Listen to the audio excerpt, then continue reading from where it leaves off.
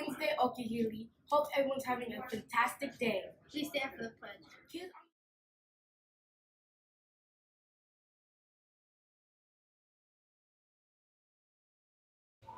I pledge allegiance to the flag of the United States of America and to the republic for which it stands, one nation, under God, indivisible, with liberty and justice.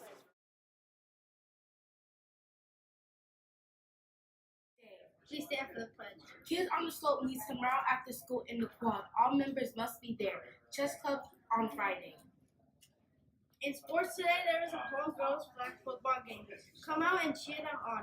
A reminder to all football players that the shirts are in.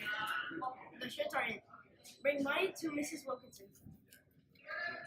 No after school media this week. Last day for the cafe is tomorrow, and the last day for popcorn is today. Unless Miss Green has any leftover, then it will be sold again tomorrow.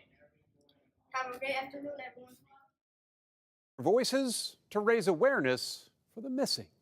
That's the mission of a very special choir in the UK that invited us to hear firsthand what they do and why. At St. Martin in the Fields recently, in the heart of central London, a choir lifted its voices out of the depths of despair.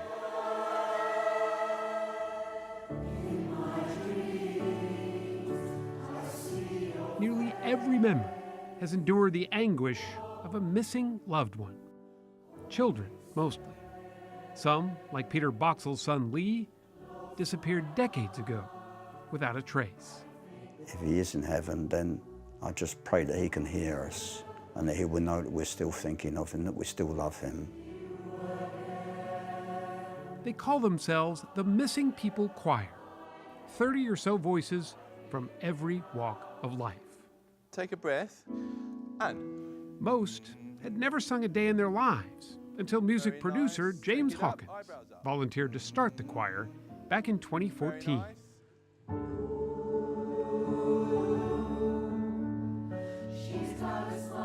To be eye to eye with family members that are there singing to, who in their heads, they're singing to their missing loved one. That's incredibly powerful. It's almost like an instant understanding, I guess. Absolutely, and everything is unspoken. Their goal is to raise awareness of the roughly 180,000 people who are reported missing in the UK every year, including their own loved ones. Peter Boxall's 15-year-old son Lee left home in 1988 to go to a soccer match in South London. He hasn't been seen since. All these years, though, you never moved away, did you? No, we couldn't bear to move from this house. We always hoped that Lee would come home one day. Well, we still do. For decades, he and his wife Christine have waited for any news of his whereabouts.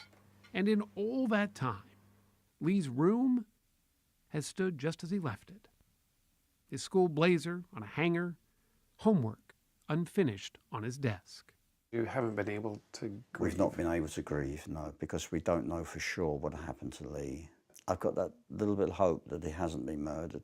I just cling on to that last hope. One night in 2013, Peter had a dream that he was singing a song he had written for Lee. With the help of James Hawkins, who he had met through the Missing People charity, they literally turned that dream into a reality. My son Lee was only 15. Over and over, he practiced his song for his son, knowing full well he couldn't really carry a tune. September 88. But that didn't matter.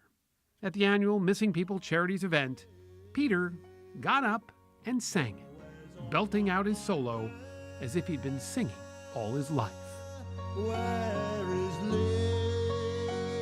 Being able to sing about my son released all those bottled up emotions. I mean, as a bloke, I don't like to get emotional, really. But when I was singing in front of 800 people, it was just so uplifting and cathartic. Lord, help me find my son. We saw a transformation happening with Peter. You know, there was more colour coming back to his eyes and his personality.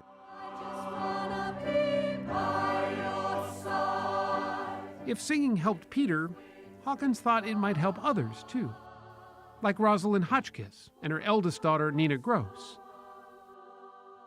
Alice Gross vanished in August of 2014. She told her mom she was going out to see friends, and she was never heard from again. She was 14. Ribbons were going all over the country, you know, and posters were going all over the country. While she was missing, I woke up every morning and the first thing I'd be saying is she home? I dream every night that she came home, then you wake up and you're like, it's not happened yet. A month passed before Alice's body was finally found in a canal. She'd been murdered.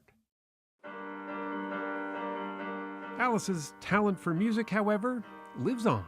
She wrote this song 2 years before she disappeared. Don't let it go away. The choir turned that solitary performance into this.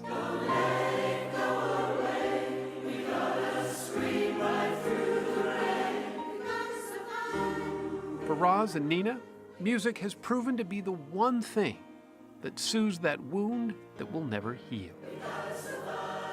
It brings you that bit closer to her. I feel like when I'm singing, I have that in common with her. I can hear her voice, and I can talk to her and say, oh, I'm really not as good as you are, but, you know, trying. As healing as it is, it's got to be difficult, though, too.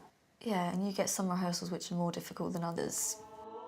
Sometimes the moments where you feel most connected, it's also the moment where you feel the saddest, because then you're aware, I'm aware more of the loss.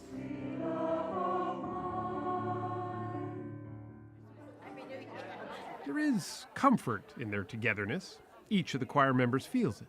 And while practice may not always mean perfect, their hard work is getting noticed. In 2017, the choir got the chance to sing to their biggest audience yet on Britain's Got Talent. There wasn't a dry eye in the house. The performance was so well received, the choir released I Miss You as a single this past December. But the best part was that all the publicity did exactly what the choir hoped it would. It brought at least 6 missing people back home.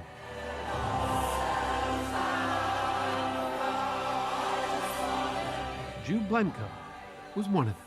Without the work of the Missing People Choir, I wouldn't be here. You don't think so? I know so. Jude went missing after her mother passed away.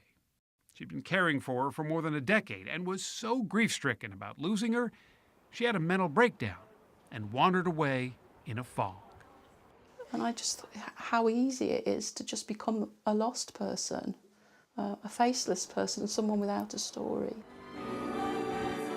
But somehow, the memory of hearing the Missing People Choir made her realize that she too was missed. The whole mixture of emotion and love within that choir to make it sing out so beautifully touched my heart and brought me home. The hope that that can happen more often is just what sends Peter Boxall up to his son's empty bedroom to practice. Lean on Me takes on a whole new meaning coming from such a place of pain. Always tomorrow.